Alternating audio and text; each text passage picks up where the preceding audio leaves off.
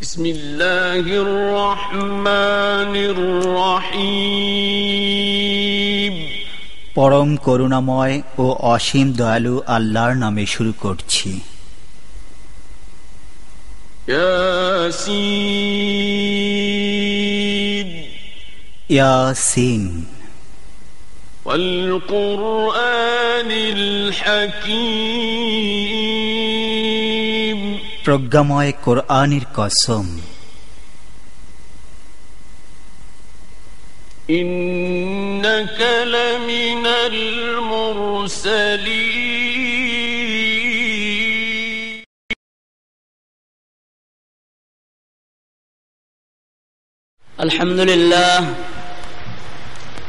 আলহামদুলিল্লাহ নাহমাদুহু ওয়া নাস্তাঈনুহু ওয়া নাস্তাগফিরুহু ওয়া নু'মিনু বিহি ওয়া নাতাওয়াক্কালু আলাইহি ওয়া নাউযু বিল্লাহি মিন শুরুরি আনফুসিনা ওয়া মিন সাইয়্যাতি আ'মালিনা। মান ইয়াহদিহিল্লাহু ফালা মুদিল্লা লাহু ওয়া মান ইউদ্লিলহু ফালা হাদিয়া লাহু। ونشهد أن لا إله إلا الله وحده لا شريك له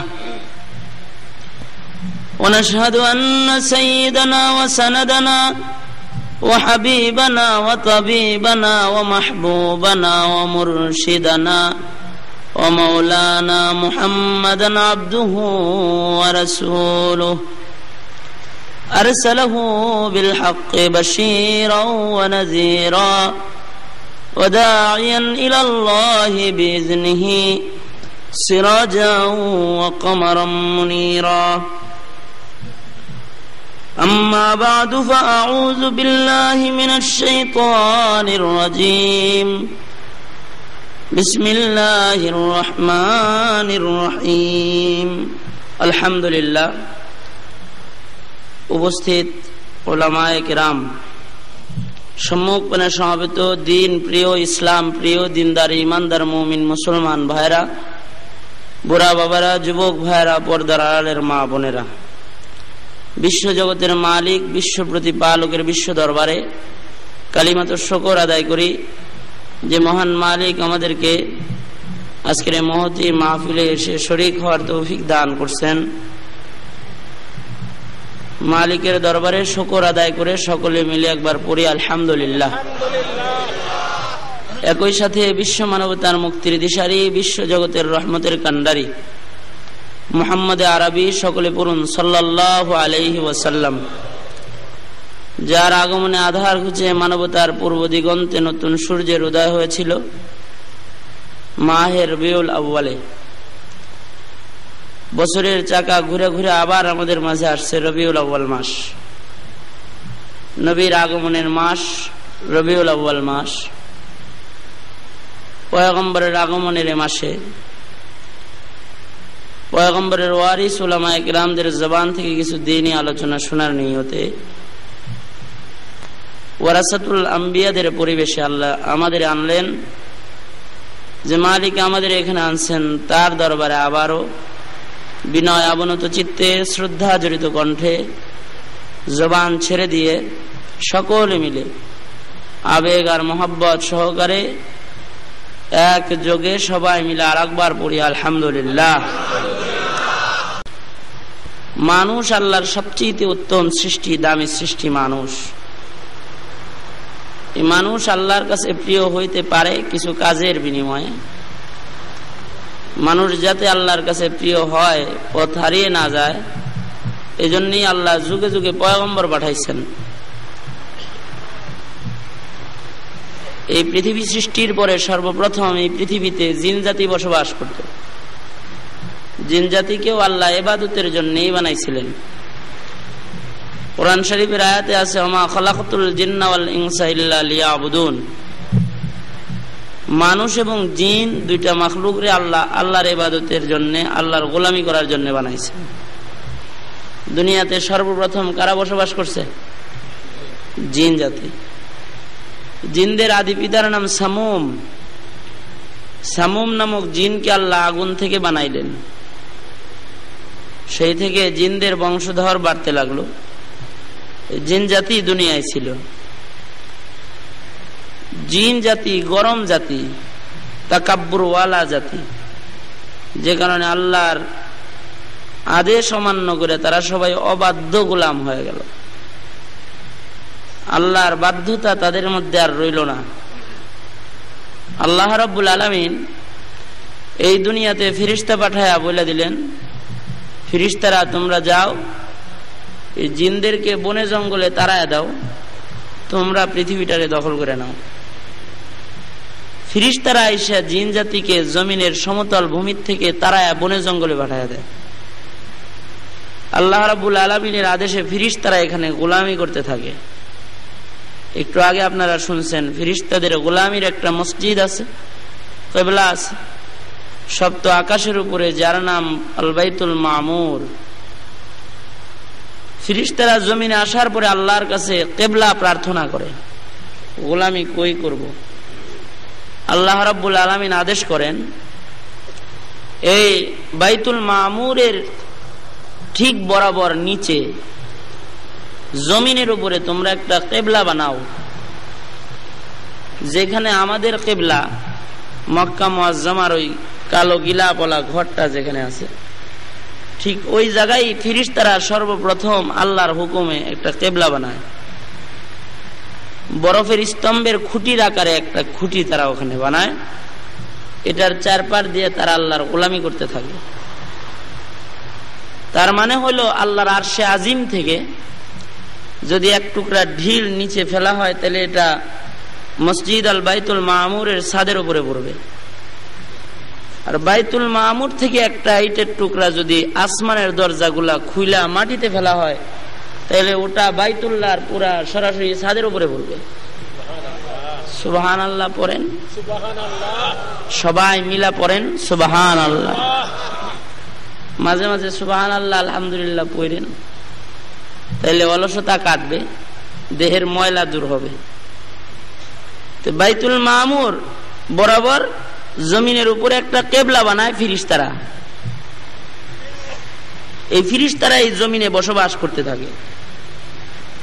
ওই যে যাদেরকে বনে জঙ্গলে তাড়ায় দেওয়া হয়েছিল, তাদের ভিতর থেকে একজন আইসা ফেরেশতাদের দলের ভিতরে ঢুকে গোলামি করা শুরু করে। মানুষ আরো পরে সৃষ্টি, ফেরেশতারা জমিনে গোলামি করে, তাদের ভিতরে ভিড়ে ঢুকা আজাজিল নামক এক জিন, যাকে আল্লাহ আগুন দিয়ে বানাইছেন, এই জিনে নূরের ফেরেশতাদের কাতারে ঘুরে ঘুরে আল্লাহর গোলামি করা শুরু করে। বলা হয় পৃথিবীর মাটির এমন কোন জায়গা নাই যেখানে এই আজাজিলে সেজদা দিয়া আল্লাহর কাছে কান্দে নাই। যখন সে একা একা আল্লাহর গোলামি করা শুরু করে, তখন আল্লাহ রাব্বুল আলামিন তার উপরে খুশি হয়ে যান। খুশি হওয়াটাও স্বাভাবিক। ফেরেশতাদের উপরে খুশি হন নাই, কিন্তু আজাজিলের উপরে খুশি হয়ে গেছেন। কারণ খুশি হয়ে আজাজিলের একটা পুরস্কারও দিয়ে দিলেন আল্লাহ, যা তোকে মুআল্লিমুল মালাইকা বানায় দিলাম, এটা পুরস্কারও দিলেন। পুরস্কারটা এজন্য দিছেন যে আজাজিলরে 2 গুণ দিয়ে বানানো হয়েছে, জমিনে যারা আছে ফেরেশতারা তাদেরকে 1 গুণ দিয়ে বানানো হয়েছে, আর আজাজিলরে 2 গুণ দিয়ে বানানো হয়েছে।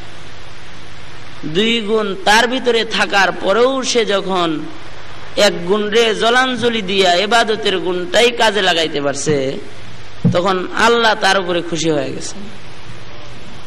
মনে করেন যে আপনি মরুভূমির উপর দিয়ে হাইটা যাইতেছেন, একটা নাবালেক ছেলে হাইটা যাইতেছে, নাবালেক ছেলে মরুভূমির উপর দিয়ে যাইতেছে একা একা। রাস্তায় একটা মহিলার সাথে দেখা হইল, যে মহিলা অতি সুন্দরী, একা একা এই যুবতী নারী রাস্তায় চলতেছে। এই ছোট্ট বাচ্চা যদি এই যুবতীরে বলে, আপা ভয় পায়েন না, একা একা যাইতেছেন, আপনিও একা আমিও একা, একসাথে রাত কাটাই, পরে একসাথে যাবো। রাতের বেলায় এই ছোট্ট বালক নওজোয়ান তো না, জওয়ানি তার ভিতরে নাই, সে একটা কচি বালক, তার মধ্যে যৌবনও নাই। সেই যুবতী নারীর উপরে কোনো আক্রমণও করে নাই, তার দিকে কোনো লোভানক দৃষ্টিতে তাকায়ও নাই, ভাই বোনের মতোই রাত্রি কাটাইয়া দিছে। সকালবেলায় কিন্তু যুবতী নারী এটা বলবে না এই ছোট্ট বালকটারে, একসাথে রাত কাটাইলাম, কোন লোভের দৃষ্টি আমাকে করলা না, বরঞ্চ আমারে বোন বলে ডাক দিলা, তোমারে আমি এই পুরস্কারটা দিলাম, এটা বলবে না। কারণ যুবতী নারীও জানে যে এই বালকের মধ্যে আমার উপরে অত্যাচার করার মতো শক্তি তার নাই, সে বালক মানুষ।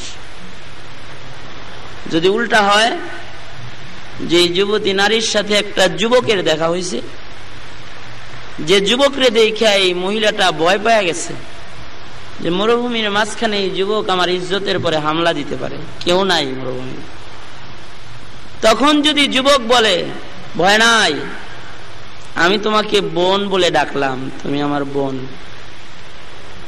আমি রাত ভর আমার এই নাঙ্গা তরবারি নিয়ে তোমার ইজ্জতের পাহারাদার হয়ে দাঁড়ায় থাকবো, তুমি নিশ্চিন্তে ঘুমাও, সকালবেলায় যাবা। যদি কোনো যুবক এই কথা বলে, সকালবেলায় এই নারী এই কথাটা বলা স্বাভাবিক, বলতে পারে এটা, এ নওজওয়ান যুবক, তোমার দেহে যৌবন আছে, ইচ্ছা করলে মরুভূমির মাঝখানে আমার ইজ্জতের পরে আঘাত তুমি করতে পারতা, কিন্তু আমাকে তুমি বোন বলে ডাক দিলা, রাত ভর তরবারি লইয়া আমার ইজ্জতের পাহারাদারি করলা। এ নওজওয়ান যুবক, আমি তোমার পরে খুশি হয়ে গেলাম, তুমি আমায় বোন বলে ডাকছো, আমিও তোমাকে এখন ভাই বলে ডাকলাম। আমার গলায় ঝুলন্ত যে স্বর্ণের হাতটা আছে, এই হাতটার চাইতে অনেক দামি ছিল আমার কাছে আমার ইজ্জত, তুমি আমার এই ইজ্জতের পাহারাদারি করলা, আমি খুশি হইয়া আমার গলার হাতটা তুমি আমার ভাই হিসাবে তোমারে পুরস্কার দিয়ে দিলাম। এটা বলতে পারে,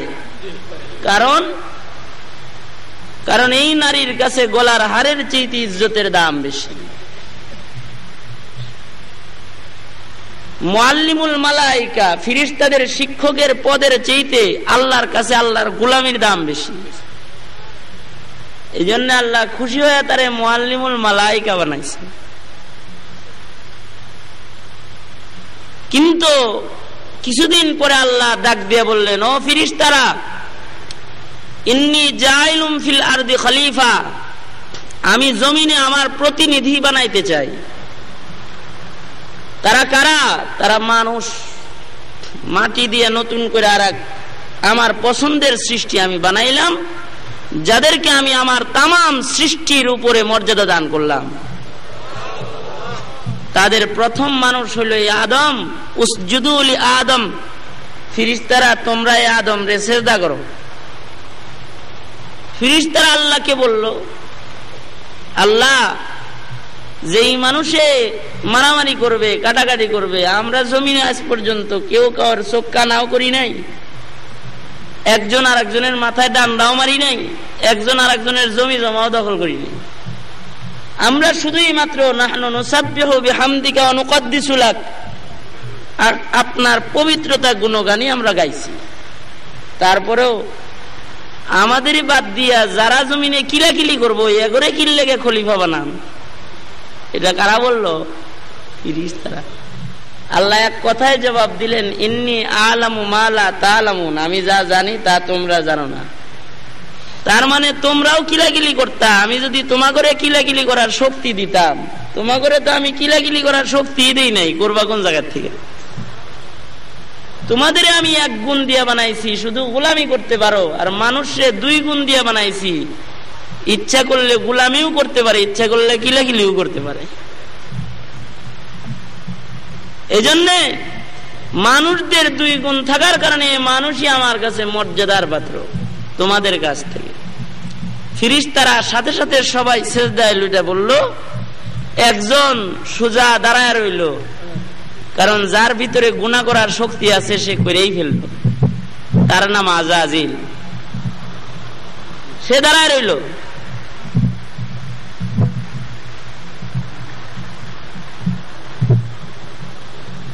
তো সে দাঁড়ায় বলল, যুক্তি দিল যে আল্লাহ, আমাকে আপনি আগুন দিয়ে বানাইছেন, মানুষ মাটি দিয়ে বানাইছেন।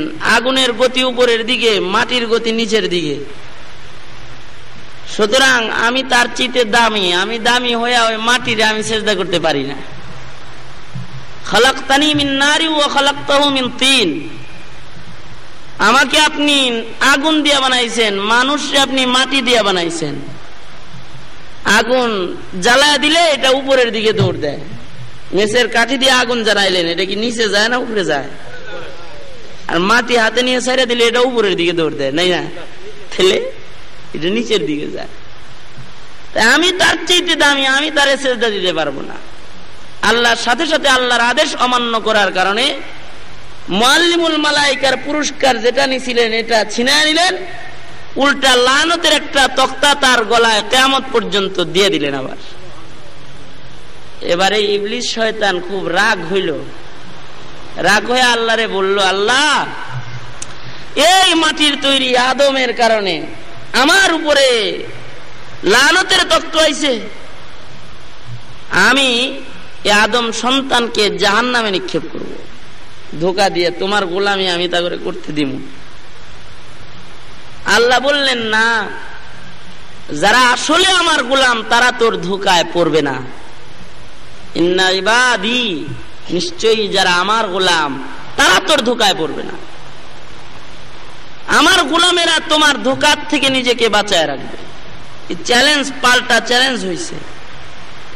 বাবা আদম রে ধোঁকা দিতে পারে নাই। যে দুশ্মন আছে এটা জানে বাবা আদম, কিন্তু হাওয়া তো আর জানে না আলাইহিস সালাম যে দুশ্মন একটা আছে, এটা তো আর উনি জানেন না। তখনও তো ওনার সৃষ্টি হয় নাই। পাজরের হাত থেকে মা হাওয়াকে আল্লাহ প্রথম মহিলা হিসেবে বানাইলেন, দুজনরে জান্নাতে থাকতে দিলেন। এই জান্নাতে দুইজন বসবাস করতেছেন। যে দুশ্মনের খবর জানে না তার কাছে ইবলিস যায় ঘোরাফেরা শুরু করে তারে ওয়াসওয়াসা দিতে আরম্ভ করল। এর আগে বাশীর ও নাজির নির্বাচিত করার কোনো দরকার হয় নাই, মানে পয়গম্বর পাঠায় আর সতর্কীকরণের কোনো দরকার হয় নাই। ধোঁকা দিয়া বলতে লাগলো, জান্নাতে চিরদিন যদি থাকবার চাও তাহলে এই গন্ধম ফলটা খাও। অথচ আল্লাহ বলছেন, লা তাকরাবা হাযিহিশ শাজারাতা, দুইজনে থাকো ঠিকই, খাও দাও, কিন্তু এই গাছটার কাছেই যাও না। আর হে কইতেছে ফল খাও তাহলে থাকতে পারবা। মহিলা মানুষ, ভেতর দুর্বল, সে কয় আল্লাহ কয় কাছেই না যাইতে, আর আমনে গন খাইতে, কাড্ডা মানি। তো সে ধোঁকা দিল সুন্দর করে, বললো, মা, পরের উপকার করাই আমার কাম, আমি উপকারটা করলাম, এবার তুমি খাইলে খাও, না খাইলে না খাও। ধোঁকায় পইরা গন্ধম ফল একটা টান্দা ছিঁড়া খায়া ফেলাইছে। গায়ের রেশমি পোশাক গুলা সব খুইলা মাটিতে বেরিয়েছে। পায়খানার হাজত হয়েছে। পায়খানা করার জায়গা কি আর জান্নাত? এবার আল্লাহ দুজন রে ধইরা মা হাওয়ার কারণে বাবা আদম রে সুদ্ধা দুইজন রে মাটির উপরে জমিনে পাঠাই দিচ্ছেন, পায়খানা ওইখানে করো গা। এইখানে দুইজন আসলো। 350 বছর কান্নাকাটি করার পরে 360 বছর পরে আরাফার ময়দানে দুইজনের মিলন হইল। এই যেখানে ফেরেশতারা সর্বপ্রথম স্তম্ভ আকারে একটা কেবলা বানাইছিল, বাবা আদম আর মা হাওয়া দুইজনে মিলে পৃথিবীতে সর্বপ্রথম ঘরটা ওইখানেই বানাইলেন। এই কথাটা কোরআন শরীফেই আছে। আল্লাহ বলতেছেন, তোরা তো আদি ইতিহাস জানোস না, আমি আল্লাহ তো করে আদি ইতিহাস শোনাই। পৃথিবীর প্রথম ঘর কোনটা? ইন্না আউওয়ালা বাইতিন উযিআ লিন-নাস লাল্লাযী বিবাক্কাতা মুবারাকান ওয়া হুদাল লিল আলামিন। আল্লাহ বলেন, পৃথিবীর সর্বপ্রথম ঘর হলো ওই কালাগেলা বলা ঘরটা। এটা মানুষের জন্য হুদা, পথ প্রদর্শক, মানুষের জন্য রহমতের গাছ। এটা সুবহানাল্লাহ, জোরে বলেন, আরো জোরে আওয়াজ দিয়া জোরে কোন সুবহানাল্লাহ। রহমতের গাছ। রহমতের গাছ কেমনে? আল্লাহর রহমত, আল্লাহর বরকত, আরশে আজিম থেকে আল্লাহর রহমত সুজা মসজিদ আল বাইতুল মামুরের ছাদের উপরে আসে। মসজিদ আল মামুরের ছাদের উপর থেকে আল্লাহর রহমত সুজা ওই বরাবর বাইতুল্লাহর ছাদের উপরে আইসা পড়ে। বাইতুল্লাহর ছাদ থেকে আল্লাহর রহমত পৃথিবীর প্রান্তে প্রান্তে যত মসজিদ গুলা আছে মসজিদ গুলাতে চলে যায়, ডালপালায় যায়। আম গাছের ডালে ডালে যেমন আম যায়, কিন্তু আম গাছ আম খায় না। কাঁঠাল গাছের ডালে ডালে কাঁঠাল যায়, কিন্তু কাঁঠাল গাছে কাঁঠাল খায় না। কাঁঠাল গাছের ডালে ডালে কাঁঠাল দিয়ে আল্লাহ যেমন মানব জাতির কাঁঠাল খাওয়ায়, গাছ দাঁড়ায় রয়। আল্লাহর ঘর বাইতুল্লাহর ছাদ থেকে পৃথিবীর প্রান্তে প্রান্তে পৃথিবীর প্রত্যেকটা শাখা ডাল মসজিদে মসজিদে আল্লাহর রহমত চলে যায়। সেখান থেকে এলাকায় বরকত চালু হয়।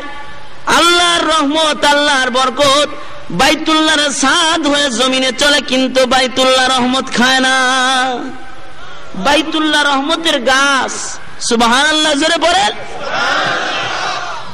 এজন্য রহমত তো ডান দিকে আগে যায়, এজন্য ইমাম সাহেবের ডান পাশে আগে দাঁড়াইতে বলা হয়। রহমত এই দিকে দৌড় দিব আগে, সুতরাং ডান পাশে আগে দাঁড়াও, বাম পাশে পড়ে। এই পৃথিবীর সর্বপ্রথম ঘর নির্মিত হইল, মানুষ বাড়তে লাগলো, ইবলিসেও শয়তানি চালু রাখতে লাগলো। এবার মানুষ এত হইছে যে ইবলিস যেমন ধোঁকা দিতেছে, ইবলিসের ধোঁকার থেকে মানুষ বাঁচাইবার জন্য আরেকটা নির্বাচিত মানুষেরও দরকার পড়ছে। এজন্য পৃথিবীতে সর্বপ্রথম পয়গম্বর হিসেবে আদম আলাইহিস সালাতু ওয়াস সালাম রে পাঠাইলেন।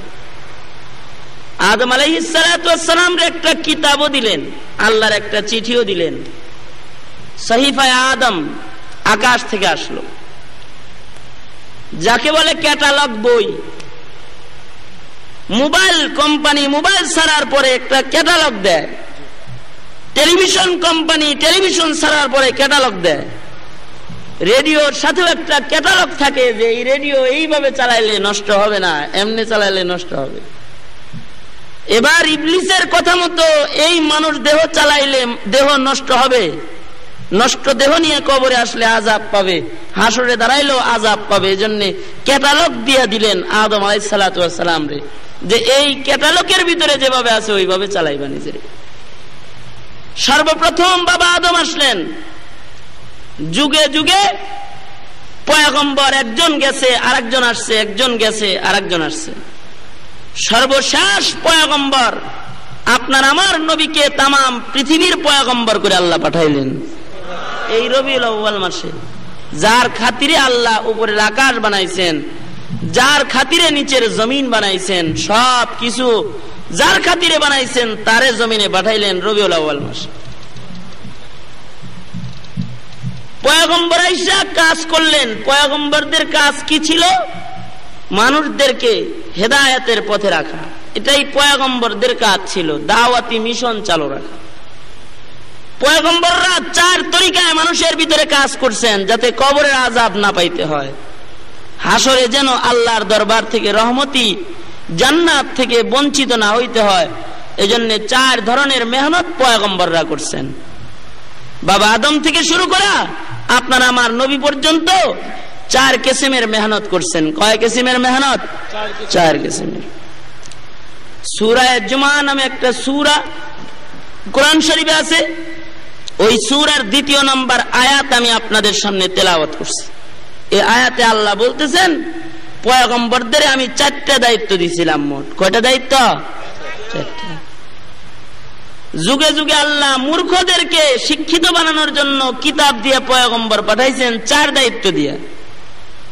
যারা হালাল হারাম বুঝে না, ভালো মন্দ যারা বুঝে না, অশিক্ষিত উম্মি মূর্খ যারা, তাদেরকে শিক্ষিত করে জান্নাতের পথ দেখানোর জন্য নবী পাঠাইছেন, পয়গম্বর পাঠাইছেন 4 দায়িত্ব দিয়া। ঠিক তেমনি আমাদের পয়গম্বররেও আল্লাহ জমিনে পাঠাইছেন 4টা দায়িত্ব দিয়া। কয়টা দায়িত্ব দিয়া? আরো জোরে আওয়াজ দিয়া বলেন, কয় দায়িত্ব দিয়া? 4 দায়িত্ব দিয়া। 4টা দায়িত্ব কি কি এগুলা আজকে শুনে যাবেন। এই 4 দায়িত্বের ফলাফল যদি আমাদের ভিতরেও থাকে, আমরা জান্নাতি যদি কিঞ্চিত না থাকে তাহলে জাহান্নামী হয়েই কবরে যাওয়া লাগবে। পয়গম্বরদের 1 নম্বর কাজ ছিল ইয়াতলু আলাইহিম আয়াতি। আল্লাহ পৃথিবীর সকল পয়গম্বরদেরকে 1 নম্বর দায়িত্ব দিয়েছিলেন যে তোমরা ও পয়গম্বর আপনারা আমার বান্দাদের কাছে আমার কিতাবের তেলাওয়াত করে করে শোনান। বাবা আদমের 1 নম্বর কাজ ছিল আসমানি কিতাব থেকে তেলাওয়াত করে করে শোনানো। ইদ্রিস আলাইহিস সালাতু ওয়াস সালামের 1 নম্বর কাজ ছিল সাইফা থেকে তেলাওয়াত করে করে শোনানো। নূহ আলাইহিস সালাতু ওয়াস সালামের 1 নম্বর কাজ ছিল আল্লাহর কিতাব থেকে তেলাওয়াত করে শোনানো। দাউদ আলাইহিস সালাতু ওয়াস সালামের 1 নম্বর কাজ ছিল জবুর থেকে তেলাওয়াত করে করে শোনানো। মুসা আলাইহিস সালাতু ওয়াস সালামের 1 নম্বর কাজ ছিল তাওরাত কিতাব থেকে তেলাওয়াত করে করে শোনানো। ঈসা আলাইহিস সালাতু ওয়াস সালামের 1 নম্বর কাজ ছিল ইনজিল গ্রন্থ তেলাওয়াত করে করে শোনানো। আপনার আমার নবী নবুয়তি পাওয়ার পরে সর্বপ্রথম কাজ ছিল আল্লাহর কোরআন কিতাবুল্লাহ মানুষদের তেলাওয়াত করে করে শোনানো, সর্বপ্রথম কাজ। কারণ আল্লাহর কালামের তেলাওয়াত এমন দামি জিনিস, এ তিলাওয়াত শুনলেও মানুষের মধ্যে ঈমানের নূর পয়দা হয়, নূর পয়দা হয়। সুবহানাল্লাহি ওয়া বিহামদিহি। পৃথিবীতে যত কিতাব আল্লাহ পাঠাইছেন মানুষের ভাষায় পাঠাইছেন।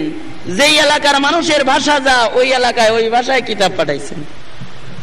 পৃথিবীর সর্বশ্রেষ্ঠ কিতাব যেটা সর্বশ্রেষ্ঠ পয়গম্বরের কাছে সর্বশ্রেষ্ঠ উম্মতের জন্য যেটা পাঠাইছেন আল্লাহ, ওটা সর্বশ্রেষ্ঠ ভাষা আল্লাহর ভাষা জান্নাতের ভাষায় পাঠাইছেন। সুবহানাল্লাহ। আরো জোরে আওয়াজ দিয়ে জোরে কোন সুবহানাল্লাহ। কোরআন আরবি ভাষায় আল্লাহ পাঠাইছেন। আরবি আল্লাহর ভাষা, জান্নাতের ভাষা, আরবি কোরআনের ভাষা। কবরের সওয়াল জবাব হবে বাংলা ভাষা, তাই না? তাহলে কি দিয়া হবে? আরবি দিয়া। আমার জিন্দেগির শুরু আরবি দিয়া, আমার পারিবারিক জীবনের শুরু আরবি দিয়া, আমার কবরের জগতের শুরু আরবি দিয়া, শেষও আরবি দিয়া, জান্নাতের জগতের শুরু আরবি দিয়া, ভিতরেও আরবি। সেই আরবি কিতাবটা তেলাওয়াত করে শোনানো পয়গম্বরের 1 নম্বর কাজ ছিল। প্রথমে কিন্তু আপনার আমার নবী মানুষদের এই কথা বলেন নাই যে তোমরা নামাজ পড়ো, রোজা করো, হজ যাকাত সব এগুলো ফরজ, এটি প্রথমেই বলেন নাই। 1 নম্বর কাজ কি? নবীজি রাস্তার মোড়ে মোড়ে দাঁড়ায় দাঁড়ায় একা একাই কোরআন শরীফ তেলাওয়াত করতেন। ঘরের মধ্যে কোরআন শরীফ তেলাওয়াত করতেন। তেলাওয়াত শুই নাও কাফের মুসলমান হয়ে যাইত। মক্কার লিডাররাও আইসা পাশে দাঁড়ায় দাঁড়ায় তেলাওয়াত শুই না বলতো এমন জিনিস এটা আকাশ ছাড়া মানুষের বানায় না, কিছু হইতে পারে না, এটা সত্যই আকাশ থেকে আইছে। সুবহানাল্লাহ। আওয়াজ দিয়ে চিল্লা এখন সুবহানাল্লাহ। কিতাবুল্লাহ কোরআন। নামাজ পড়া যেমন ফরজ, কথা খুব ক্লিয়ার। নামাজ পড়া আপনার আমার জন্য যেমন ফরজ, রমজানুল মুবারকের রোজা রাখা আপনার আমার জন্য যেমন ফরজ, টাকা হয়ে গেলে হজ করা যেমন ফরজ, টাকা হয়ে গেলে যাকাত প্রদান করা যেমন ফরজ, ঠিক তেমন করে আমি বান্দা আমাকে আল্লাহর কালামের তিলাওয়াত শিক্ষা করা তেমন ফরজ।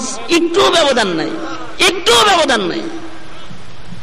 এজন্য পয়গম্বরের 1 নম্বর মিশন ছিল কোরআন শরীফ পড়া, শোনায়া শিখানো। ভাইজান যেদিন প্রথম জন্মগ্রহণ করে দুনিয়ার আলো বাতাস দেখছেন, সর্বপ্রথম আপনার ডান কানে আরবি আযানের আওয়াজগুলো দেওয়া হয়েছে, বাম কানে কামতে আরবি আওয়াজগুলো দেওয়া হয়েছে। যেদিন বিবাহ বন্ধনে আবদ্ধ হয়ে সংসার জীবন শুরু করেছেন, আরবিতে আপনার খুতবা তেলাওয়াত করা হয়েছে।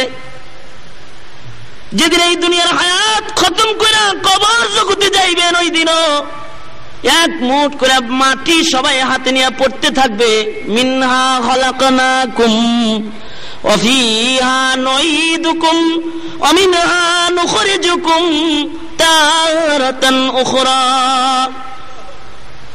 আরবিতে আপনাকে আয়াত পড়ে পড়ে কবর দেওয়া হবে।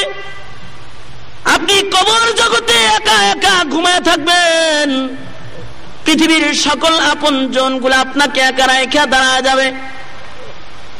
আল্লাহর পাঠানো দুইজন ফেরেশতা এসে আপনাকে প্রশ্নোত্তর করা শুরু করবে। ইংরেজিতে নয়, ন্যাশনাল ভাষায় নয়, বাংলায় নয়, ফার্সিতে নয়, উর্দুতে নয়, আরবিতেই আপনাকে জিজ্ঞাসা করবে, মান রাব্বুকা ওমা দীনুকা ওমান হাযার রাজুলুল্লাযী বুইসা ফীকুম। তোমার রব কে, তোমার ধর্ম কি, কে এই মানুষ, তুমি কি চিনো তাকে যাকে তোমাদের কাছে প্রেরণ করা হয়েছিল? কসম খুদার, আল্লাহর কসম, আরবির সাথে যাদের মহব্বত ছিল না, আল্লাহর কোরআনের তেলাওয়াতের সাথে যাদের মহব্বত নাই, আল্লাহর কোরআনের তেলাওয়াতরে যারা অপছন্দ করে, কোরআন শরীফের মাদ্রাসাকে যারা অপছন্দ করে, আল্লাহর কোরআনের আলেমদেরকে যারা অপছন্দ করছে দুনিয়ার হায়াতি জিন্দেগিতে, কসম খোদার, আকাশের মালিকের কসম করে বলতে পারি, জমিনের মালিকের কসম, কবর জগতে আরবি প্রশ্ন করলে বুবা হয়ে ঘুমায় থাকা ছাড়া দ্বিতীয় আর কোনো উপায় থাকবে না। কি মনে করছেন আরবিটারে? এই আরবি তিলাওয়াত করাটাই নবীজির 1 নাম্বার কাজ ছিল। নবী 1 নাম্বার আরবি কোরআনের তেলাওয়াত করে করে মানুষদেরকে শোনাইছেন। কোরআন শরীফের তেলাওয়াত এমন জিনিস, তেলাওয়াত শুনলে রূহ তাজা হয়। রমজান মাসে আল্লাহর কোরআনের তেলাওয়াত বেশি বেশি শুনি, এজন্য আমাদের রূহ তাজা হয়। রমজানে গুনাহ করতে ভালো লাগে না, কারণ তারাবির নামাজে কোরআন শরীফ বেশি শুনি। যদি স্পষ্ট অক্ষর শুনতে পারি তাহলে ফায়দা আছে, কারণ আল্লাহর কালামের তেলাওয়াত শুনে মানুষ তো মুসলমান হয়ে গেছে। তেলাওয়াত শুনে মুসলমান হইতো বিদায়ী বিদেশ থেকে জাদুঘর ভাড়া করে করে আই না। আবু জেহেল আবু লাহাবে বলতো, এই জাদুঘররা মুহাম্মদে কি একেবারে জাদুর মন্ত্র যেন পড়ে, যা পড়া শুনলেই মানুষ মুসলমান হয়ে যায়। এর একটু তোমরা জাদু জাদু করে মাইরা আল্লাহ তো। ইয়ামান থেকে জামাত নামক এক জাদুঘরে ধরে আনছে পয়গম্বরের দরবারে, জাদু করে মারবেন লেগে। আপনার আমার পয়গম্বর আল্লাহর কালামের তেলাওয়াত করতেছিলেন,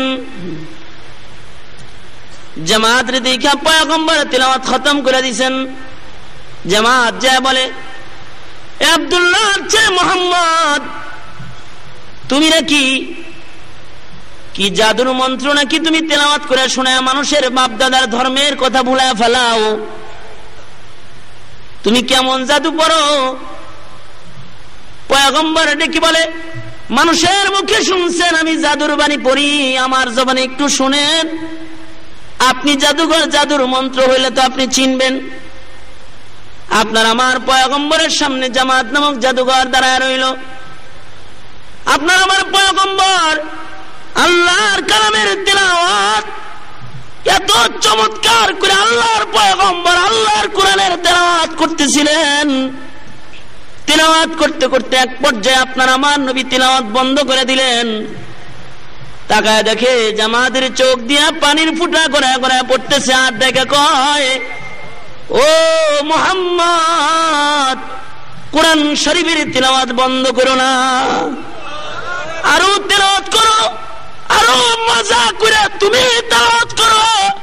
আমি তোমার জবানের তেলাওয়াত আমি আরো লম্বা সময় শুনবার চাই।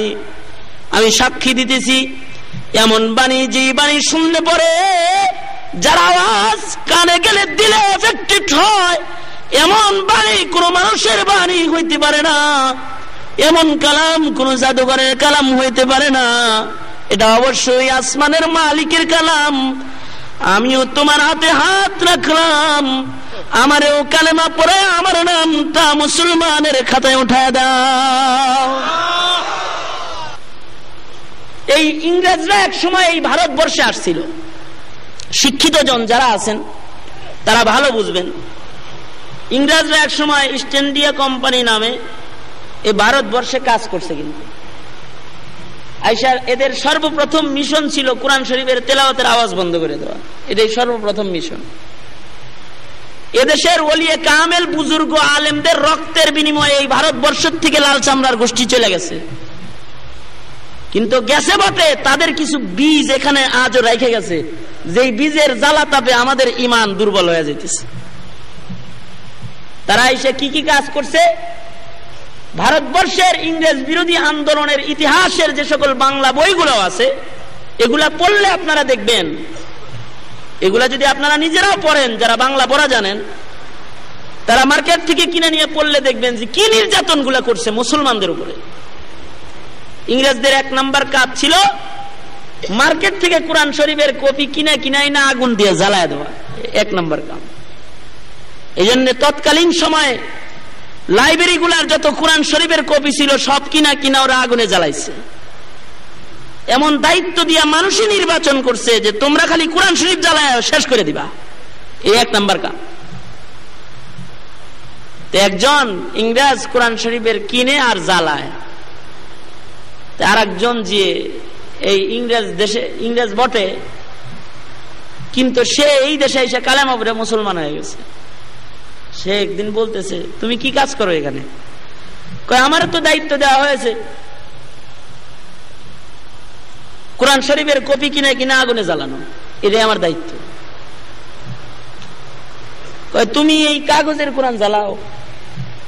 তালা খুলে দিয়া, ঘরের তালা খুলে দিয়া বলতেছে, ওই দেখো সামনে যত ছাই দেখা যায় এগুলো সব কোরআন শরীফের পাতা জ্বালানো ছাই, আর এই যে আরো কয়েক লক্ষ কপি কিনা আছে এগুলো আমি জ্বালাবো। কিনা জড়ো করছি জ্বালায় শেষ করার জন্য, যাতে কোরআন শরীফ পড়তেই না পারে। তো ইংরেজ বলতেছে, তুমি এগুলা তো জ্বালাইতেছো এমন কোরআন শরীফ, যেই কোরআন শরীফ হাঁটতে পারে না, যে কোরআন শরীফ চলতে পারে না, কথা বলতে পারে না। ভারতবর্ষে তো হাজার হাজার জিন্দা কোরআন শরীফ আছে, যাদের হাত পা আছে, হাঁটা চলা করে, ওইগুলার আওয়াজ তুমি কেমনে বন্ধ করবা?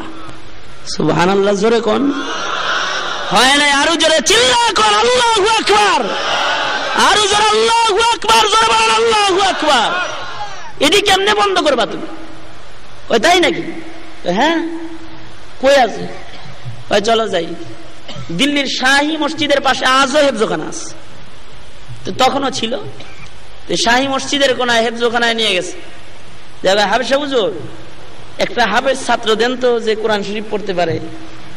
তা হাফেজ সাহেব হুজুর মাত্র 8 বছরের একটা বালক যে পুরা কোরআন শরীফের হাফেজ, তারে বাইর করে দিছে কোরআন শরীফ পড়ার লেগে। এই ইংরেজ বৈশা রয়েছে, আর 8 বছরের বালক হাফেজ সাহেব কোরআন শরীফের তেলাওয়াত করতেছে। আপনার ছেলেটারে হাফেজ বানায় তারপরে আবার ইউনিভার্সিটিতে দিয়ে দেন, অসুবিধা নাই, আপনার ছেলে জিন্দেগিতে কোনোদিন বেনামাজি হবে না। এই একটা ফায়দা করলেন। কোরআন শরীফ পড়ায়া বড় ডক্টরের ডিগ্রি তারা দিয়ে লওয়ান, অসুবিধা নাই।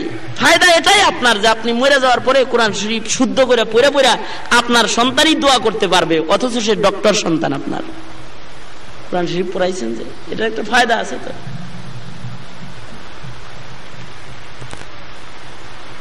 এই ছোট্ট হাফেজ ইংরেজ 2 জনের সামনে দাঁড়ায় আল্লাহর কালামের তেলাওয়াত আরম্ভ করে দিছে। ঘন্টার পর ঘন্টা যাইতেছে, আল্লাহর কালামের তেলাওয়াত চলতেছে। ইংরেজ বসে বসে আল্লাহর কালামের তেলাওয়াত শুনে। অর্ধি প্রায় পূর্ণ পারা খতম হয়ে গেছে। এই ছেলেটা মাঝে মাঝে আজান হইল, নামাজ আদায় করলো, ইস্তিনজা করলো, নাস্তা করলো, আবার এসে দাঁড়ায় আবার জায়গা থেকে আবার তেলাওয়াত আরম্ভ করে দিল। ছোট্ট মাসুম 8 বছরের একটা বালক আল্লাহর কালামের তেলাওয়াত করে। লম্বা সময় আল্লাহর কালামের তেলাওয়াতের আওয়াজ ইংরেজের কানের বাড়িতে লাগতে লাগতে দিলটা আলোকিত হয়ে গেছে। চোখ দিয়ে এবার পানি বের হওয়া আরম্ভ করছে। চোখের পানি গুলা গড়ায় গড়ায় পরে আর আল্লাহর কালামের তেলাওয়াত শুনে এক সময় তার কণ্ঠে বাইজে উঠলো, পুরা 30 পারা খতম হয়ে শেষ সূরা তার কণ্ঠে আসলো, কুল আউযু বিরাব্বিন নাস মালিকিন নাস ইলাহিন নাস, এমন করে করে বাইজে উঠলো শেষ সূরাটা। আল্লাহর ওলি মাসুম বাচ্চা 8 বছরের বালক নয়, একজন আল্লাহর ওলি। ওর জবানের কোরআন শরীফের তিলাওয়াত ইরাজকে আঘাত করছে। কিছু সময় পরে নিজের বন্ধুটারে ডাক দিয়ে বলতেছে, বন্ধু, আমার মায়ের দেশের মানুষ ভারতবর্ষে আমারে পাঠাইছিল আল্লাহর কালাম কোরআন শরীফ কিনা কিনা আগুনের মধ্যে জ্বালাইবার জন্য। বন্ধুরে, তোমার কাছে আমি বলি, বন্ধু, যে দেশ থেকে আল্লাহর কোরআন আগুনে জ্বালাইবার জন্য আমারে ভারতবর্ষে পাঠাইছে, আমি ওই দেশে জিন্দেগিতে আর কোনোদিন যাব না। তুমি যদি আমার বাড়িতে যাও, তাহলে আমার আত্মীয় স্বজনে তুমি খবর কইও, তোমাদের সন্তানকে আল্লাহর কোরআন কিনা জ্বালাইবার লেগা ভারতবর্ষে পাঠাইছিলাম, কিন্তু তোমাদের সন্তানের সিনাটাই আল্লাহর কোরআনে কিনা কুফরি জ্বালায়া ইমানের নূর ভিতরে ঢুকায়া দিছে। এ হলো কোরআন শরীফের তিলাওয়াত।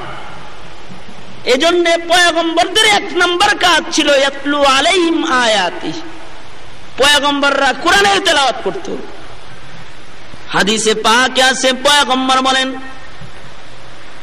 মাইয়িতরে যখন কবরের মধ্যে রাখা হয়, এ মাইয়িতের কোন আপনজন কবরে তার সাথে থাকে না, তার কোন ক্ষমতার বাহাদুরি কবরে তার সাথে থাকে না। এই মাইয়িত যদি দুনিয়ার মাটির উপরে আমল করে থাকে, তাহলে তার আমল কবরে চলে যায়। নিজের সন্তান যার জন্য গাড়ি করছেন, যার জন্য বাড়ি করছেন, সন্তান 2 পারে হাত দিয়ে লাফ দিয়ে কবর থেকে উঠা শেষ চাকা মাটির চাপ গুলার সন্তান নিজের হাতে দিয়ে যায়। আপন জনেরা সবাই পাষাণ হৃদয় হয়ে মাইয়িতরা একা একা কবরে রাইখা চলে যায়, কিন্তু মাইয়িতের সাথে কবরে 4টা জিনিস থাকে। পয়গম্বর বলছেন, ইযা উযিআল মাইয়িতু ফি কবরি, মাইয়িতরে যখন কবরে রাখা হয়, যা আল কুরআন ইনদা রাসিহি, মাইয়িত যদি কোরআন শরীফের সাথে সম্পর্ক রেখে থাকে, কোরআন শরীফের তেলাওয়াত যদি করে থাকে, কোরআন শরীফ তার মাথা বরাবর এসে যাবে। ফেরেশতারা প্রশ্ন করতে আসলে বলবে, বলো তোমাদের প্রশ্ন বলো, আমি দিয়ে দেই। যার কাছে প্রশ্ন করতে আসছো তার সম্পর্ক আমি আল্লাহর কালাম, লৌহে মাহফুজের কালাম, আমি কোরআনের সাথে তার সম্পর্ক আছে। আজকে সে আরামের ঘুম ঘুমাইতেছে, তার ঘুমে কোনো বাধা দিও না, তারে ঘুমাইতে যাও। যত প্রশ্ন আছে সব আমারে করো, আমি কোরআন তার পক্ষ থেকে তোমাদের সকল প্রশ্নের উত্তর দিয়ে দেই। সুবহানাল্লাহ। কোরআন শরীফের তিলাওয়াত কবরে যাইব, কিছুই পারেন না। আল্লাহ খালি সূরাতুল বাকারার মতো বড় বড় সূরা কোরআন শরীফে দেয় নাই। আপনাদের যাদের মেধা দুর্বল, আপনাদের জন্য ছোট ছোট কিছু সূরা আল্লাহ কোরআনে দিয়েছে। এ আমার বান্দা, কিছুই পারলি না তুই, তাহলে কোরআন শরীফের ছোট ছোট সূরাগুলা পড়ে। এই ছোট সূরাগুলাও যদি 2-3 বার পড়স, তাহলে পুরা কোরআন পড়ার সওয়াব তোর আমলনামায় দিবে। সূরাতুল ইখলাস একটা সূরা, যার মধ্যে মাত্র ছোট ছোট কয়েকটা শব্দ আছে। কুল হুয়াল্লাহু আহাদ, আল্লাহুস সামাদ, লাম ইয়ালিদ ওয়া লাম ইউলাদ ওয়া লাম ইয়াকুল লাহু কুফুয়ান আহাদ। বাবাজি, এমন কোন মানুষ নাই যার ব্রেন পাগল হয় নাই, সে সূরাটা মুখস্থ করতে পারবে। আপনি কিচ্ছু পারলেন না, কুল হুয়াল্লাহর সূরাটা মুখস্থ করেন। আপনি আল্লাহর গোলাম, কুল হুয়াল্লাহর সূরাটার হাফেজ আপনি হয়ে যান। এই সূরার বদলতে আল্লাহ আপনাকে হাসরের কঠিন ময়দানে 4টা আয়াত তেলাওয়াত করবেন। ছোট ছোট আয়াত তেলাওয়াতের সাথে সাথে আল্লাহ 4 তল বিশিষ্ট একটা বিশাল জান্নাত আপনাকে বিনা হিসাবে আল্লাহ দান করবেন। 3 বার পড়বেন, 1 খতমের সওয়াব আমলনামায় জমা হইব। পয়গম্বরদের 1 নম্বর কাজ ছিল কিতাবুল্লাহর তেলাওয়াত করা। আপনার আমার নবীর 1 নম্বর কাজ ছিল আল্লাহর কোরআনের তেলাওয়াত করা। একটা কোরআন শরীফের তেলাওয়াতের গুরুত্ব বললাম, বুঝছেন আপনারা? এই একটা। 2 নাম্বার মেহনত। পয়গম্বররা আমল দিছেন, আমল। সকালে কিছু সময় আল্লাহর নামের জিকির করো, বিকালে কিছু সময় আল্লাহরে ডাকো, পড়ো লা ইলাহা ইল্লাল্লাহ, লা ইলাহা ইল্লাল্লাহ, লা ইলাহা ইল্লাল্লাহ, লা ইলাহা ইল্লাল্লাহু মুহাম্মাদুর রাসূলুল্লাহ। সবক দিতেন, যেই সবকগুলা হক্কানি পীরেরা দেয়। ইংরেজরা মাদ্রাসার জঙ্গি প্রতিষ্ঠান বলে মাদ্রাসার কোরআনের আওয়াজ বন্ধ করতেছে, আর হক্কানি পীরেরা যে পয়গম্বরী তাজকিয়ার সবক দেয়, এই সবক বন্ধ করার জন্য লাল শালুওয়ালা পীর সাহেব ইংরেজরা ছেড়ে দিছে। যারা কয় নামাজ রোজা না করলেও আল্লাহর সাথে সম্পর্ক হয়, গাঁজা খায়াও খাজা পাওয়া যায়, খাজা পাইলে আল্লাহরে পাওয়া যায়। এই গ্রুপ কিছু আছে, নগদ ফগত জান্নাত আর কি। এর কাছে যাইবেন, নামাজ রোজা কিচ্ছু লাগবে না, ডাইরেক্ট জান্নাতে যাইবেন। এই তাজকিয়ার পবিত্র রাস্তাটাকেও অপবিত্র করার জন্য ইংরেজরা ভণ্ড পীরের যত গোষ্ঠী বাংলাদেশে আছে, ইংরেজদের এজেন্ট এই সবগুলা। এগুলোর টাকার কোনো অভাব নেই, যেটি ভণ্ড এগুলোর টাকার অভাব নেই।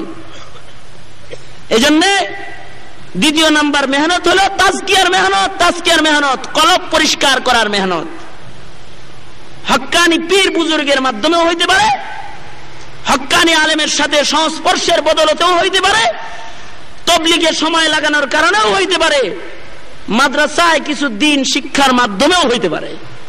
মেহনত যেটাকে বলা হয় আমল শিক্ষা দেওয়া। তাজকিয়া বলা হয় তাকে। গায়েবের কিছু অদৃশ্যের জিনিস আছে যা এই চোখওয়ালা দেখে না, কিন্তু আত্মার চোখওয়ালা দেখে। যেমন খলিফাতুল মুসলিমিন হযরত উমর, আবু বকর, আপনার আমার পয়গম্বর থেকে শুরু করে যারা আছে, যারা তাজকিয়া ওয়ালা হয়েছে, তারা এমন কিছু দেখছে যা অন্য মানুষে দেখে নাই। যেমন খলিফা উমর মিম্বরে দাঁড়ায় রয়েছেন, দাঁড়ায় দাঁড়ায় ডাকতেছেন, শত শত মাইল দূরে একজন যুদ্ধ করতেছে, তারে ডাকতেছেন, ইয়া সারিয়া আল জাবাল, আল জাবাল, পাহাড়ের দিকে তাকাও, পাহাড়ের দিকে তাকাও। হযরত সারিয়া তখন যুদ্ধের ময়দানে যুদ্ধ করতেছেন। হযরতে সারিয়া যুদ্ধ করে আসছেন। মদিনার লোকেরা বলে, খলিফা যে তোমার জুমার নামাজের টাইমে ডাকছিল, শুনছিলা? হযরত সারিয়া বলতেছে, খোদার কসম, ওই সময় যদি খলিফাতুল মুসলিমিন আমাকে ডাক না দিতেন, তাহলে পেছনের দুশমনদের আক্রমণে আমরা সবাই শাহাদাতের পিয়ালা ছাড়া আর পরাজয় বরণ করা ছাড়া আর কোনো রাস্তা ছিল না।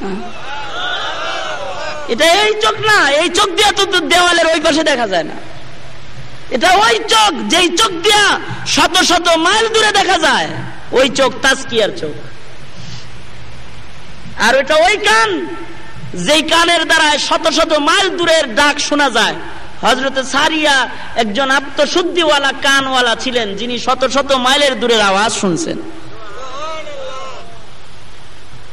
আপনার আমার ইমামে আজম আবু হানিফা রাহমাতুল্লাহি আলাইহি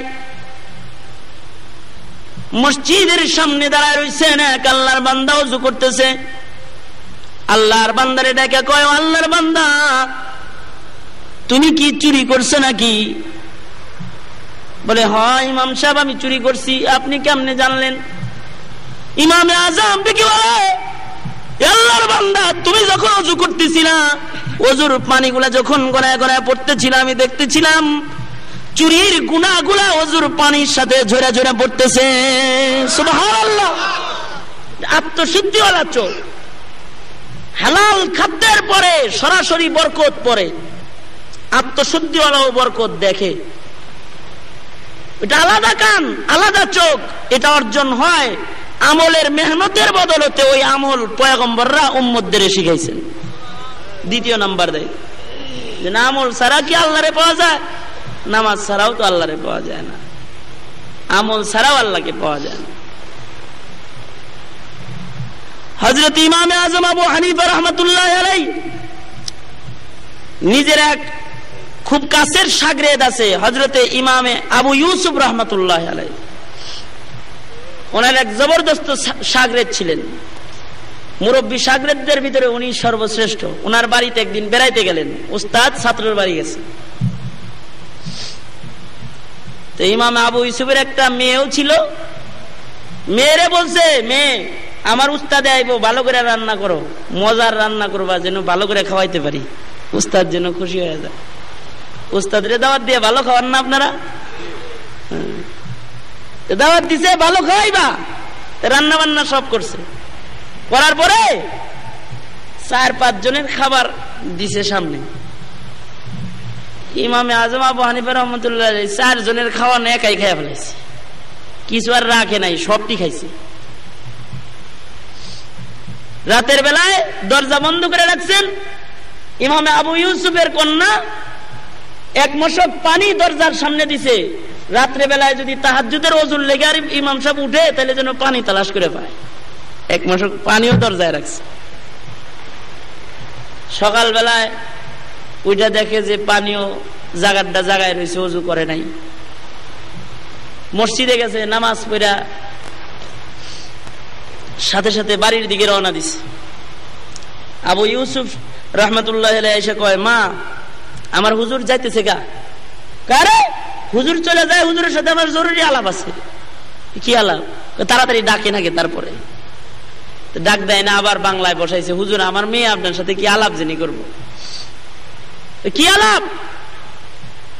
আগে বাপ বেটিরে কইতেছে, আব্বা আপনার ইমন বেডঙ্গা ইমাম সাহেব আপনার উস্তাদ, ইসলামে কম খাওয়া সুন্নত, আর 4 জনের খাওয়ানো একাই খাইছে। এত বড় মানুষ 4 জনের খানা খাইলো, এটা কি লেগে গেল? রাত্রে ওযুর লেগে পানি দিলাম তাহাজ্জুদ পড়ার, তা তাহাজ্জুদ না পড়ে সোজা মসজিদে যায় ওযু করে নামাজ পড়লো। আবার নামাজ পড়ে ইশরাক পড়ে তো মসজিদ থেকে বাইরে হইব, ইশরাকের আমলও তার ভিতরে নাই, সোজা বাড়ির দিকে রওনা দিল। এত উল্টা পাল্টা যিনি করে, এ আবার ইমামে আজম আপনার বড় ওস্তাদ কেমনে হয়? বাপের কাছে তো খুব সহজে কইছে। বাপে কয়, আমি এটা আমার হুজুরের কাছে বলতে পারবো না, তুই জিজ্ঞাসা কর। ইমামে আজম আবু হানিফাকে আবু ইউসুফের কন্যা খুব আদবের সাথে জিজ্ঞাসা করলেন, ইমাম সাহেব ইসলামে কম খাওয়া এটাই সুন্নত, আধা পেট খাওয়া সুন্নত, কিছু খালি রাখতে হইব, আল্লাহর গোলামি করতে তাদের সুবিধা হয়। 4 জনের খাবার দিলাম, একাই খাইছেন, আপনি কি ডেলি এমন খান? তাহাজ্জুদের পানি দিলাম, ওযু করেন নাই, নামাজ পড়ে ইশরাক পড়ে বাইরে হইবেন, তাও হইলেন না। আপনি একজন বড় ইমাম, আপনার এই সকল আমলগুলো আমারে ধাঁধায় ফেলছে কেন আমি বুঝি না। ইমামে আজম দেখি বলে, মা গোপন রাজ এখন প্রকাশ করতে বাধ্য হয়ে গেলাম। মা গো, তুমি যখন আমার কাছে খাবার পাঠাইলে, আমার সামনে যখন খাবার দেওয়া হয়েছে, আমি তাকায় দেখতেছিলাম হালাল খাবারের উপরে আল্লাহর রহমত বর্ষণ হইতে থাকে। আমি দেখতেছিলাম এত রহমত বর্ষণ হইতেছে গো মা, এমন হালাল খাবার আমার জিন্দেগিতে আমার সামনে আর কখনো আসে নাই। হালাল খাবার বেশি খাইলে শক্তি বৃদ্ধি হয়, এজন্য বেশি হালাল খাবার পাইছি, এটা বেশি করে খাইছি, ইমানি শক্তি আমার বাড়ছে। মাগো, এই খাবারের বদলতে আমার ইমানি শক্তি এমন বাড়ছে, রাতের বেলায় আমার ঘুম হয় নাই, ঘুমাইলে নাও জুবান্ত। একটা আয়াত তেলাওয়াত করতেছিলাম, তোমার বাবার হালাল খাবার খাওয়া, এক আয়াত তেলাওয়াত করে করে এক আয়াতের ভিতর থেকে 100 মাসআলার উত্তর আমি তালাশ করে বের করছি রাত ভইরা। মাগো, এই জন্য ঘুমের সুযোগ হয় নাই, এই ওযু ভাঙে নাই। এশার ওযুর দ্বারা ফজরের নামাজ আদায় করেছি। ফজরের নামাজ পড়ে যদি মসজিদে বসে থাকি, আমার বাড়িতে অনেক দূর থেকে ছাত্ররা আসে লেখাপড়া করার জন্য, আমি যদি আমার বন্দেগীর জন্য তোমার বাড়িতে দেরি করে বাড়িতে যাই, তাহলে আমার ছাত্রগুলা অপেক্ষার প্রহর গুনলে তাদের কষ্ট দেওয়া হবে। এই জন্য নিজের বন্দেগীর কিছু ক্ষতি করে না, অপরের কষ্টের থেকে বাঁচানোর জন্য ইশরাক না পড়ে বাড়িতে যাইতেছি। সুবহানাল্লাহ জোরে বলেন, আরো জোরে আওয়াজ দিয়ে চিল্লা কোন সুবহানাল্লাহ। এটাকে বলা হয় আত্মশুদ্ধি, যে পরের সুখ পরের শান্তি বেশি চোখে আসে, যে নিজের চিন্তায় বিভোর না হয়ে পরের চিন্তায় বিভোর হয়। আর বাতিনি এমন কিছু দেখা যায় যা চর্ম চোখ দিয়ে দেখা যায় না। তাজকিয়া যাদের ভিতরে আছে তাদের অবস্থা এমন হয়। পয়গম্বরের প্রত্যেকটা সাহাবী এমন আত্মশুদ্ধিওয়ালা ছিলেন। এজন্য পয়গম্বরদের দ্বিতীয় মেহনত ছিল তাজকিয়ার মেহনত করা, আমলি জিন্দেগির মেহনত করা না। পয়গম্বরের 3 নাম্বার মেহনত ইউআল্লিমুহুমুল কিতাব। কোরআন শরীফের তিলাওয়াত নয়, শুধু কোরআন শরীফের তিলাওয়াতের ব্যাখ্যা শেখানো, এটা 3 নাম্বার কাজ। আপনারা আমরা যারা আছি আমাদের সবার জন্য কোরআন শরীফের ব্যাখ্যা শেখা ফরজে কিফায়া, কোরআন শরীফের তেলাওয়াত শেখা ফরজে আইন, আর কোরআন শরীফের ব্যাখ্যা শেখা সবার জন্য ফরজে কিফায়া। কোরআন শরীফের তেলাওয়াত করা ফরজে আইন, মাসআলা মুখস্থ করেন। কোরআন শরীফের তেলাওয়াত করা ফরজে আইন, শিখা ফরজে আইন, সবার জন্য শিখা ফরজ। আর কোরআন শরীফের ব্যাখ্যা শিখা ফরজে কিফায়া। ফরজ আলাল কিফায়া তার মানে কি? কিফায়া বলা হয় তাকে যেটা এলাকার সকলের পক্ষ থেকে 2-4 জনে জানলে সবার পক্ষ থেকে জানা হয়ে যায়। জানাজার নামাজ পুরা এলাকাবাসীর পক্ষ থেকে 2 জনে পড়লো, সবার উপর থেকে ঝামেলাটা চলে গেল। সালামের উত্তর 1 জনে দিল, 10 জনের আদায় হয়ে গেল। কিছু শরীয়তের বিধান কিছু এরকম আছে।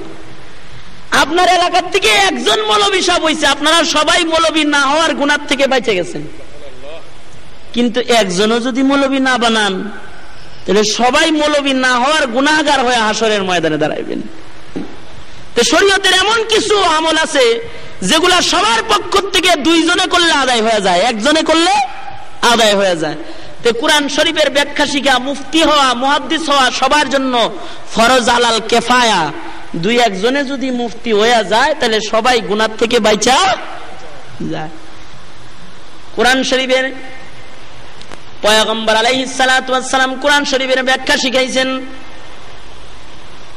পয়গম্বর যদি ব্যাখ্যা না শিখাইতো তাহলে আমরা কেউ নামাজ পড়তে পারতাম না।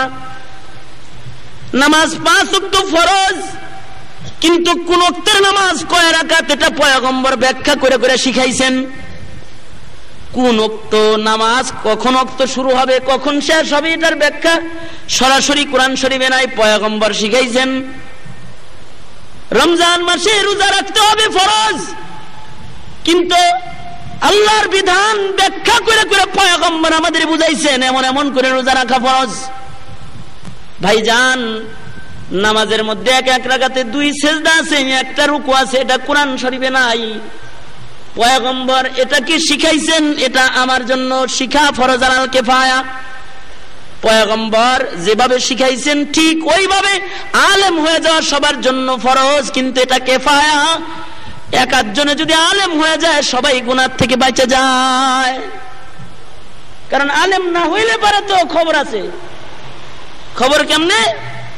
কোরআন শরীফ দিয়ে আপনি জান্নাতে যাইবেন। শরীয়তের সব মাসআলা ডাইরেক্ট কোরআন শরীফে নাই, ইনডাইরেক্ট আছে। যেমন কোরআন শরীফের মধ্যে তাফসীর শিখাইছেন পয়গম্বর, ব্যাখ্যা শিখাইছেন। কোরআন শরীফের মধ্যে এমন কিছু আয়াত আছে যে আয়াতের ব্যাখ্যা অপর আয়াতে তালাশ করে পাওয়া যায়।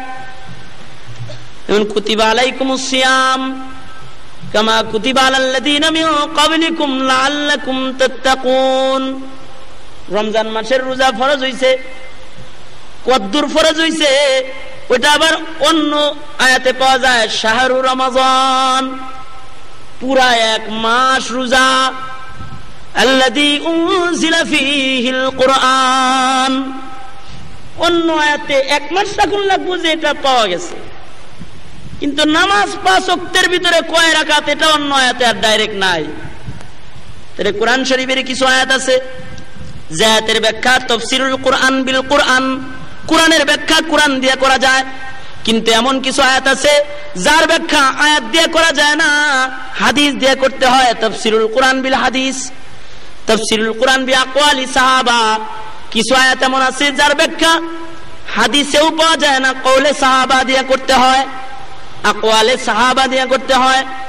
তাফসীরুল কুরআন বিল ইজতিহাদ, এমন কিছু আয়াত কোরআন শরীফে আছে যার ব্যাখ্যা নিজের মেধাকে শরীয়তের আইন কানুন সহকারে খাটায় তারপরে বাইরে করতে হয়। ওটা ডাইরেক্ট আপনি মাসালা কোরআন শরীফে পাইবেন না। যেমন একটা উদাহরণ দেই, তো 1 লোক তার বিবিরে বলছে, এই যে বউ, তুমি যদি চাঁদের চাইতে সুন্দর না হও তাহলে তুমি তালাক। মানুষ তো এমন বিদঘুটা কাম মাঝে মধ্যে করে, তো পরে শেষে মাসালার জন্য ঘুরে। তো মাসালা আনার জন্য গেছে। যুগটা হলো ইমামে আজম আবু হানিফা রহমতুল্লাহের যুগ। ইমামে আজম আবু হানিফা রহমতুল্লাহ তখন 8 বছরের বালক, 8-9 বছর বয়স মতো। তো উনি মশলার লেগে মাদ্রাসায় যায়, বলতেছে মুফতি সাহেব হুজুর, বিবিরে বইলা ফেলাইছি, তুমি যদি চাঁদের চাইতে সুন্দর না হও তাহলে তুমি তালাক। তো কি হইলো? তো তাই আবার কি হইব? আপনার বিবি কেমন দেখতে? কয় একেবারে পাতিলের গুড়া যেরকম কালো, আমার বিবি তার চাইতে কম কালো না, প্রায় কাছাকাছি। তাইলে আর কি হইব? তাহলে শেষ। চাঁদ দেখেন না সাদা, আপনার বিবি কালা, শেষ। আসলে বিবি যতই খারাপ হোক, কালা হোক, নেংরা হোক, কানা হোক, স্বামীর কাছে এই বিবি ভালো। এইটাই হারায় গেলে আবার স্বামী কষ্ট পায়, পায় না? আপনার কাছে আপনার সুন্দর বিবিটা ভাল লাগে, আর একজনের কালো বিবিটাই তার কাছে ভাল লাগে। কিন্তু কালোর এমন কিছু গুণ আছে যে গুণটা আপনার সাদাটার ভিতরে নাই। এই কালার গুণের পিছনে এই স্বামী তার কাছে দুর্বল। গুণে আল্লাহ একদিক দিয়ে তো একদিক দিয়ে মানুষরে ভালো বানান লাগবো। তার চামড়া কালো দিছে, এমন কিছু গুণ তারে দিছে যে গুণ অন্য জনরে দেয় নাই। আল্লাহর কাম তো সব।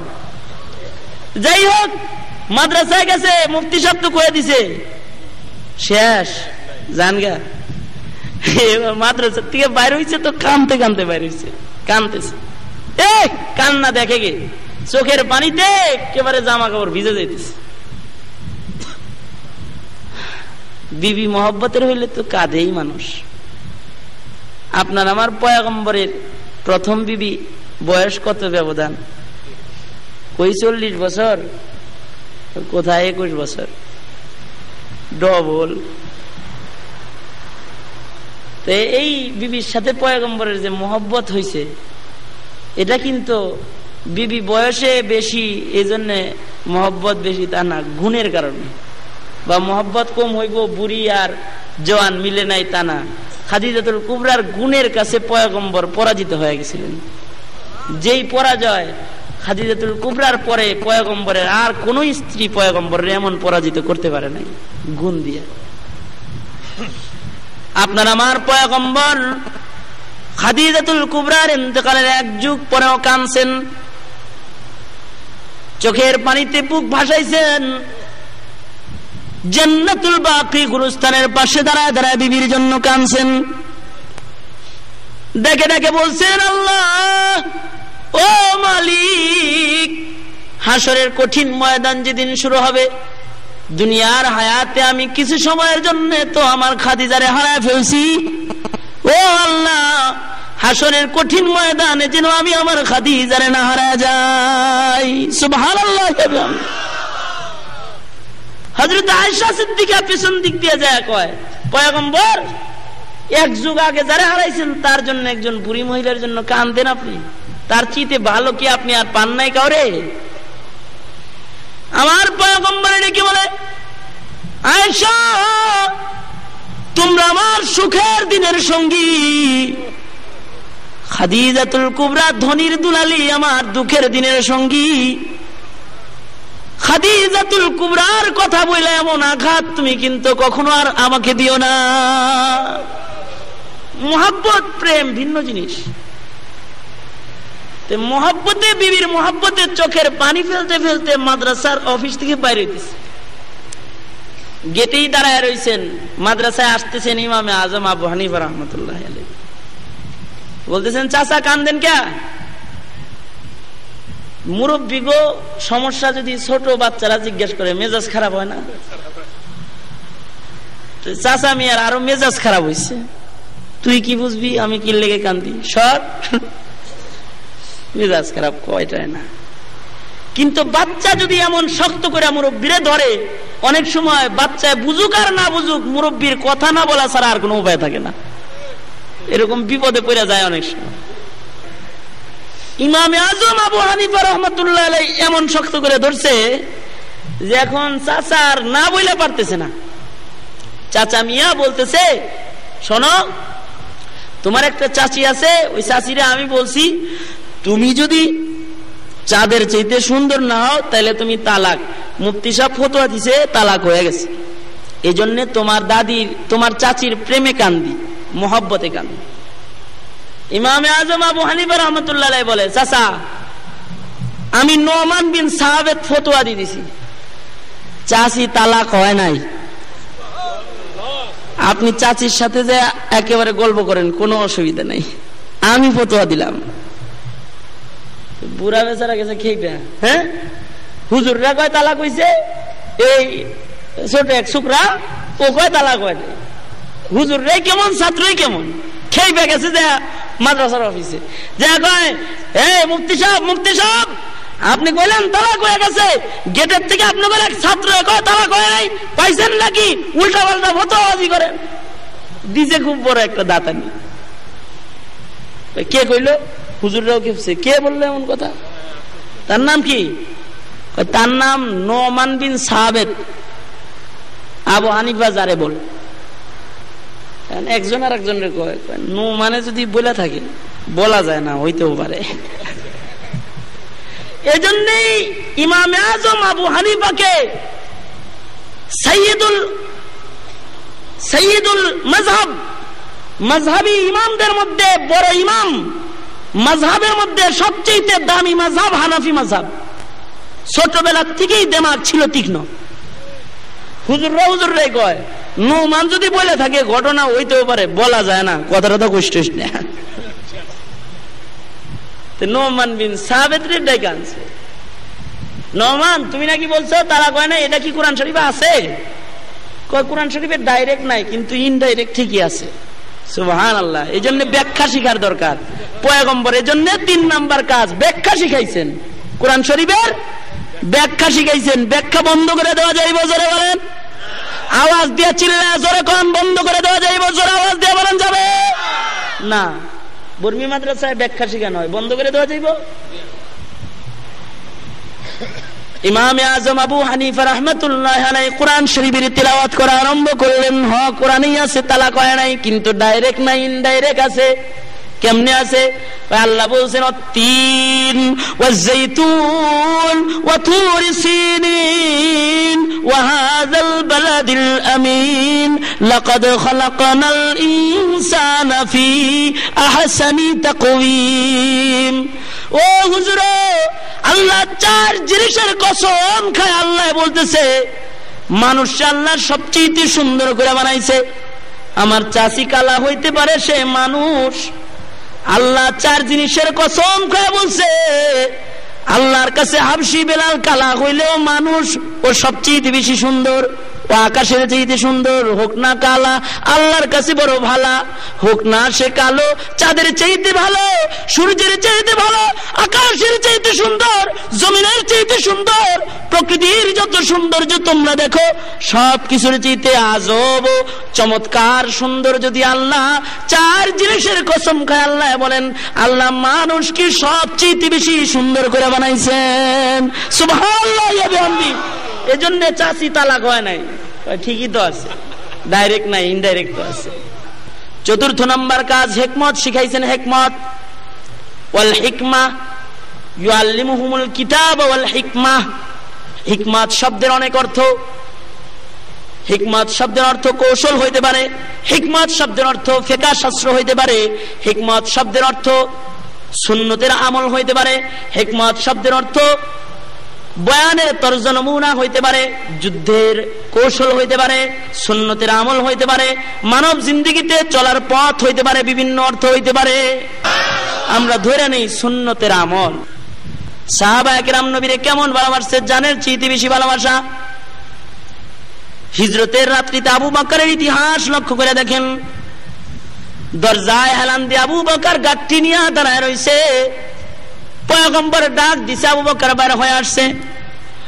নবীজি দেখে বলে আবু বকর, একটা ডাক দিলাম, দরজা খুলে বাইরে হয়ে আসলেন আবু বকর।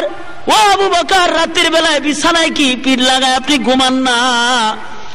আবু বকর বলে পয়গম্বর বহুদিন আগে বলছেন হিজরত করতে হবে, সাথে আপনি আমারে নিবেন, ইঙ্গিত দিছেন, সেই থেকে আপনার আবু বকর বিছানায় পিঠ লাগায় ঘুমায় না পয়গম্বর। রাতের বেলায় হেলান দিয়ে দিয়ে রাত কাটাই, আমার পয়গম্বর আমারে ডাক দিলে যেন আমি বাইরে হয়ে যেতে পারি। পয়গম্বরের সাথে বাইরে হয়ে আসছে অন্ধকার রাত্রি। সিরাতের কিতাবের মধ্যে লেখা হয়, আপনার আমার নবী হিজরতের রাত্রিতে পুরা পায়ের উপরে ভর দিয়ে হাঁটতে পারে নাই, শুধু বুড়া আঙ্গুলের উপরে ভর দিয়ে পয়গম্বর হাঁটছে।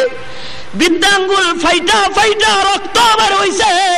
আবু বকর নিজের হাতে ছেঁড়া কাপড় দিয়ে পয়গম্বরের আঙ্গুল দুইটা বাঁধা দিছেন। আবু বকর অন্ধকার রাত্রে একবার আমার নবীর ডান পাশ দিয়ে হাঁটে, আবার নবীর বাম পাশে হাঁটে, আবার সামনে হাঁটে, আবার পেছনে হাঁটে। পয়গম্বর ডেকে বলে, আবু বকর একবার ডানে হাঁটেন, আবার বামে হাঁটেন, আবার সামনে হাঁটেন, আবার পেছনে হাঁটেন, এমন কেন করেন আবু বকর?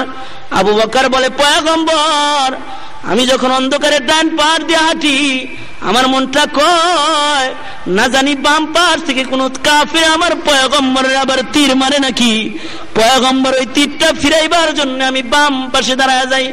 আবার যখন বাম পাশে হাঁটি, আমার মনটা কয় না জানি সামনে থেকে কোন তীর আমার পয়গম্বরের গায়ে লাগতে পারে, তীর ঠেকাইবার লাগা সামনে দাঁড়ায় যায়। আবার যখন সামনে হাঁটি, আমার মনটা কয় না জানি পেছন থেকে কোন তীর আমার পয়গম্বরের গায়ে লাগতে পারে, আমি পেছনে দাঁড়ায় যাই। পয়গম্বর গো, আমি আবু বকর জিন্দা থাকবো আর আপনার গায়ে ফুলের টুকার আঘাত লাগবে। পয়গম্বর আল্লাহর দরবারে আমি আবু বকর মুখ তুলে দাঁড়াবার সাহস পাই না। এটারে বলে মোহাব্বত। এজন্য নবী বলছেন, লা ইউমিনু আহাদুকুম হাত্তা কুনা আহাব্বা ইলাইহি মিন ওয়ালিদিহি ওয়া ওয়ালাদিহি ওয়ান নাসি আজমাইন। নবীরে মা বাপ ভাই বোন সবার চেয়ে বেশি ভালোবাসা যায় একজনকে। পৃথিবীতে একটা মানুষই ভালোবাসলে পরে জান্নাতে যাওয়া যায়, একটা মানুষই দিল থেকে ভালোবাসলে পরে জান্নাতে যাওয়া যায়। আর যারে ভালোবাসাটা ইবাদত, যারে মার চাইতে বেশি ভালোবাসা ইবাদত, বাবার চাইতে বেশি ভালোবাসা ইবাদত, সেই মানুষটাই হলেন মুহাম্মদুর রাসূলুল্লাহ সাল্লাল্লাহু আলাইহি ওয়াসাল্লাম। তারে অল্প একটু ভালোবাসা আল্লামা শেখ সাদি রহমাতুল্লাহ আলাইহি জিন্দেগীর গুনাহ মাফ করছে। কি ভালোবাসছে? নবীর প্রেমে পড়ে একটা কবিতা লিখছে, এইজন্য আল্লাহ তার কবরের আযাব মাফ করে দিয়েছে। ওই যে কবিতাটা আমরা পড়ি, বালাগাল উলা বিকামালিহি কাশাফাত দুজা বিজামালিহি হাসুনাত জামিউ খিসালিহি সাল্লু আলাইহি ওয়া আলিহি। নবীর প্রেমে পড়া এই কবিতাটা লিখছেন আল্লামা শেখ সাদি রাহমাতুল্লাহ আলাইহি। আল্লামা সাদির ইন্তেকালের পরে এক লোক স্বপ্নে দেখে শেখ সাদি জান্নাতের বাগানে ঘুরতেছে। ডেকে বলে, ওগো আল্লাহর বান্দা সাথী, তোমারে আল্লাহ জান্নাত কেমন করে দান করলো?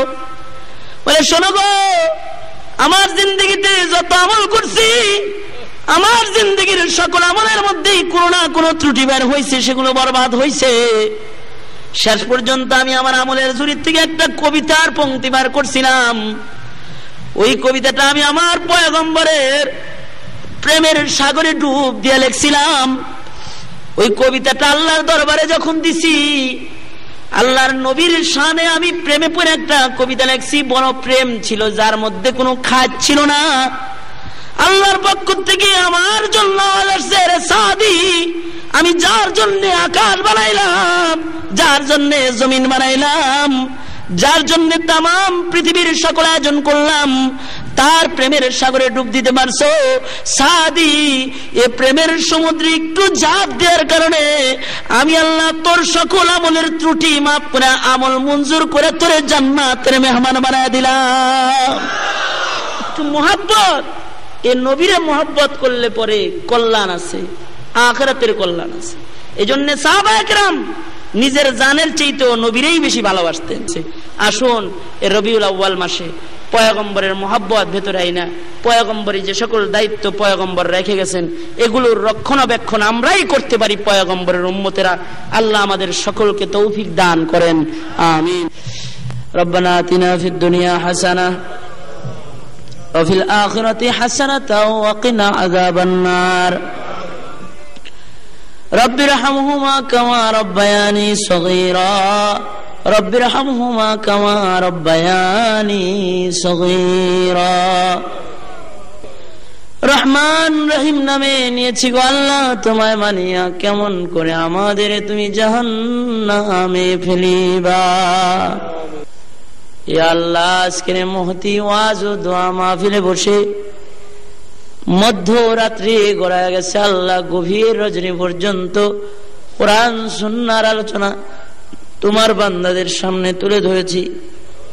উলামায়ে কেরাম আলোচনা করেছেন, গভীর রাত্রিতে তোমার দরবারে কাঙ্গাল ভিক্ষুকের মতো দুইটা হাত তোমার দরবারে বাড়ায় ধরছি। ইয়া আল্লাহ, আজকের আয়োজন তুমি মেহেরবানি করে কবুল মঞ্জুর করে নাও।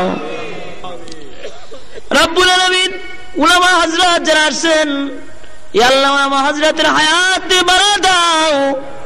রব্বুল ইজ্জতুল জালাল, আমার বহু বুড়া বুড়া বাবারা গভীর রজনী পর্যন্ত মাহফিলে বসে রয়েছে, যাদের দাড়ি চুল পাইকা সাদা হয়ে গেছে, কোমর বাঁকা হয়ে গেছে, চোখের আলো কমে গেছে, কানের শক্তি নষ্ট হয়ে গেছে, হাত পা অঙ্গগুলা দুর্বল হয়ে গেছে। আয়নার সামনে দাঁড়াইলে নিজের বড় দুর্বল অসহায় মনে হয়। রব্বুল আলামিন, এমন বুড়া বুড়া বাবারা যারা গভীর রাত্রি পর্যন্ত বসে দিনের আলোচনা শুনেছে, আল্লাহ গো, এই বুড়া বাবা করে তুমি আবু বকর সিদ্দিকের মতো কবুল মঞ্জুর করে নাও। রব্বুল আলামিন, বাংলার মাটিতে শান্তি দিয়ে দাও। ইয়া আল্লাহ, কোরআনের হুকুমত চালু করে দাও। তাবৎ বাংলার মাটিতে সকল মুসলমানদের সুন্নতের ইত্তেবায় চলার তৌফিক দাও। ইয়া আল্লাহ, মওতের দিনে আমাদের কষ্ট দিও না, আমাদের সবার জবানে জারি করে দিও তোমার এই মধুর কালেমা খানি লা ইলাহা ইল্লাল্লাহু মুহাম্মাদুর রাসূলুল্লাহ। আলহামদুলিল্লাহি রাব্বিল আলামিন। আসসালামু আলাইকুম ওয়া রাহমাতুল্লাহি ওয়া বারাকাতুহু।